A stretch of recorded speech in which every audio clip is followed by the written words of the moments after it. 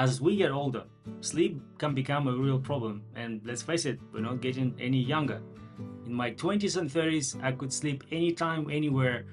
Planes, trains, lecture at university, nothing could stop me. But now, recently, I noticed that it became a real problem.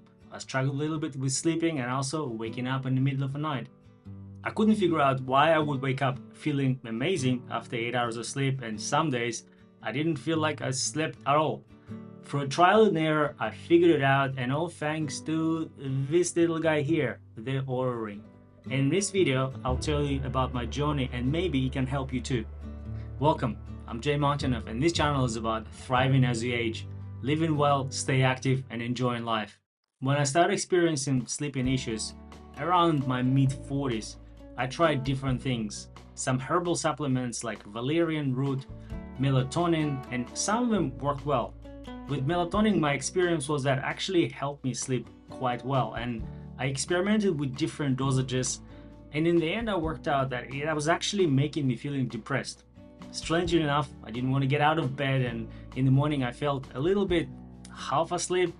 At work I felt melancholic and I really didn't like the feeling. I felt sedated and I gradually started descending into this weird sadness fog. So I stopped taking them. Other thing I read that melatonin apparently, because it's a hormone, can make you stop producing your own melatonin in your body, and I really didn't want to play with it in my mid-40s. I wanted to go via a natural route, and because of the same reason, I also decided not to try any pharmaceuticals. Listening to some podcasts and reading on the internet that apparently pharmaceuticals can make you feel that you're having good sleep, they can mask these symptoms, not being able to fall asleep or stay asleep all night, but in fact they're actually not helping you to have the long deep sleep and having REM phases as they would occur naturally. But here's the thing, I actually had no idea what I was doing for 8 hours in bed. Was I having a good rest? Was I sleeping? Was I having the deep sleep and REM phases? Was I waking up and going to a bathroom, but I just couldn't remember how many times I did that? I needed to know. And it wasn't just about feeling tired anymore. In the past, because I work in IT, I worked long hours, sometimes I worked weekends, and I did a bit of research. And what I found out is that people who experience chronic problems with sleep or sleep deprived because of their work or something else, it can lead to some serious issues. The risk of cancer increases massively. You can have a potential risk of heart attack, a stroke. There is a link of obesity to lack of sleep. You also have all kind of well-being issues related to your mental health. Like you can get depressed from not having enough sleep. So I really wanted to fix this. Now with that, my rabbit hole journey into the devices or solutions that can help me to fix my sleep has begun. And it all went back to the old adage or phrase coined by Peter Drucker, who was a productivity expert, who once said that you cannot control what you cannot measure. So for me, I had to find a way to know exactly what I was doing for those 8 hours. I considered a few options. I looked at the apps. I have an iPhone and there's plenty of them that can potentially, by registering how many times you're tossing and turning throughout the night, or I think they're using microphone to hear if you snore, can tell you if you have any sleep issues. Now, those apps apparently not very accurate, so I had to look elsewhere. I also considered going to do one of those clinic machine things, but it's quite expensive. But also I wanted to have something that I can continuously monitor my sleep and see if it's improving or getting worse. I also considered fitness trackers, and I had Fitbit, and while they're really good at helping you to track your steps and your activity throughout the day, they're not really designed to help you with your sleep. Eventually it came down to two options, the Oura Ring and the Apple Watch. And Apple Watch, while I really like the engineering marvel and how much tech goes into it, first of all, I don't want to sleep with a bulky watch on my hand every night for I don't know how many years. And it also has little lasers or LED lights on the back of it that every now and then it just emits that. But also you have to charge it pretty much every day. And that left me with Oura Ring. It's amazingly portable. It does exactly what I wanted to do, tracking my wellness. You only have to charge it once a week. I also had to spend a bit of thinking about what color I want to go with, and reading Reddit comments, apparently the steel and natural color is the best one as it's more durable and doesn't change over time. Also, it's going to get scratched inevitably. So if you get in the ring with the steel, it kind of masks all these little scratches in it. So over time, you're not going to see it. So I ordered the Oura Ring, and what happens is that they send you a sizing kit, which is basically just a mock-up plastic versions of the Oura Ring, and you wear it on your index finger, either left or right hand, for about a week or maybe a couple of days, depending how certain you are that it's the right size. And once you know the size you want, you just confirm it on the website, and you just have to wait in lots of excitement for a week or so, and the ring finally arrives. So the Oura Ring changed pretty much everything for me. Now I had visibility, how much REM I was getting, how long was my deep sleep, and I could adjust things. And let me show you how it all works on the actual phone. Oura breaks down your wellness into 3.5 main areas. So it's your activity, recovery, sleep, and resilience, which is sort of like a composite of your sleep and recovery. And now, having visibility to what I was doing in bed, I could start tweaking and adjusting things, and finally could understand why I felt great some nights and didn't feel so amazing others. Once I had the data, I could start making real changes. I added L-theanine and magnesium into the mix. I also could see how many times I would wake up in the middle of the night to go to the bathroom, so that made me to stop drinking water after 3 p.m. And this is gonna hurt. I actually confirmed that alcohol does affect our sleep. While it felt like I had an amazing way going to bed and just crashing, I would see that throughout the night I was restless and I was getting really poor quality sleep because of that. And Ring itself is not a magic bullet, it's not going to fix your sleep for you, but it gives you enough information for you to take action. I check my sleep stats every morning and I became obsessed with sleep. On iPhone you can install these widgets, I'm sure on Android you probably have the same thing, and it can put the major wellness score right on your phone. So one of the things I do in the morning, once I brush my teeth, I'll sync my Ring to the phone and check out how well or not so well I slept the night before. Now, Activity Tracker is another feature that I use daily.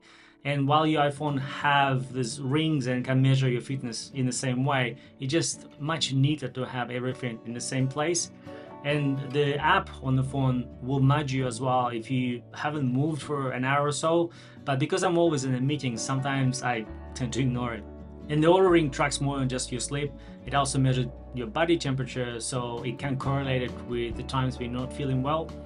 It also measures your HRV, which can help with telling you when you haven't recovered well, and there's something called readiness score.